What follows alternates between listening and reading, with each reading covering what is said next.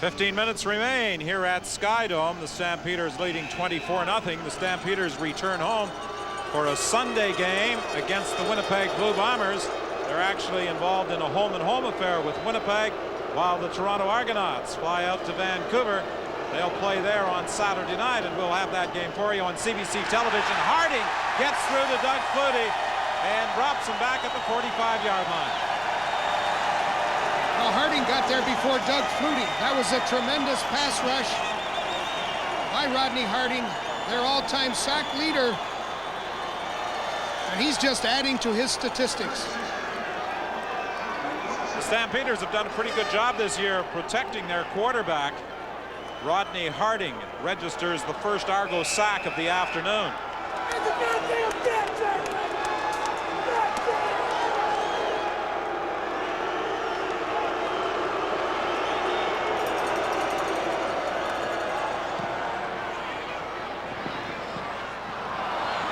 The Rocket lets the ball bounce, and it will roll out of bounds before he gets a chance to field it. And there's pushing and shoving at the Argo bench, and now quite a battle is going on. Andy McVey is in the middle of it.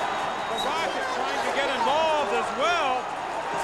He came hurdling right over a couple of people, and this is most unnecessary.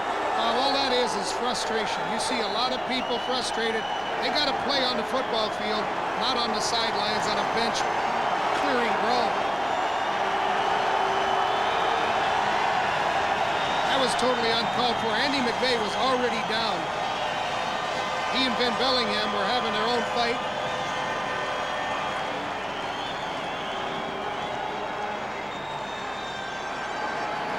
I'm not sure why that would have started, because there was no run back attempt. The ball had bounced out of bounds, but it happened directly in front of the Argo bench.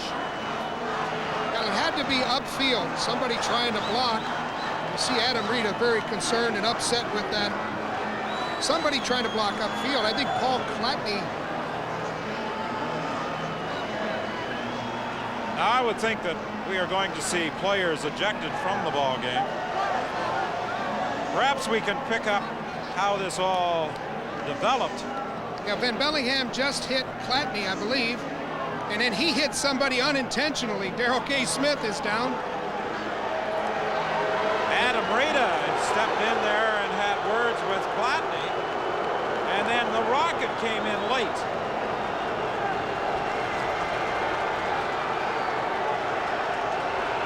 Rough play, disqualification. Toronto number 25. Rough play, disqualification. Calgary number 34.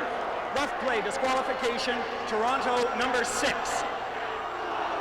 So David Williams and the Rocket are ejected from the ball game, and so is McVey. Now you see the Rocket come in and go down just at the top of the screen. It looked as though he was almost trying to jump on top of Andy McVey. Well, Ben Bellingham hit Clatney into several Argos. Then the retaliation began. Andy McVey ended up on the ground. Darrell K. Smith ended up on the ground, and he's in street clothes. So the Rocket is gone. David Williams is gone. Two of the Argos' offensive threats are out for the rest of the game, and so is McVey. Objectionable conduct, Toronto number 25. In addition, there's an objectionable conduct call assessed against the Rocket. The Argos are losing their cool. Now watch the Rocket come in. Whoa, is he trying to kick one of the down players? I hope not. Well, the officials, it looks like, have it sorted out, and the Argos are all the way back on the 5-yard line. Well, Don, for as best as I've been able to gather, what happened here on the sidelines a moment ago with that ruckus was Darrell K. Smith was standing here in street clothes. One of the Calgary Stampeders bumped into him and got knocked down, and when the Stampeder came up, and I still can't find out who it was, All the Argonauts were on top of him, and it went from there. I did notice one thing. Mike Campbell, the defensive lineman of the Argonauts, ran over to that table to get his helmet. So excited he was to get it, he tipped over the whole table of Gatorade and ice and whatnot, and he got the Gatorade all over my pants, which I just had dry cleaned this week. So, Don, serious consequences aside from ejections down here, as you can tell.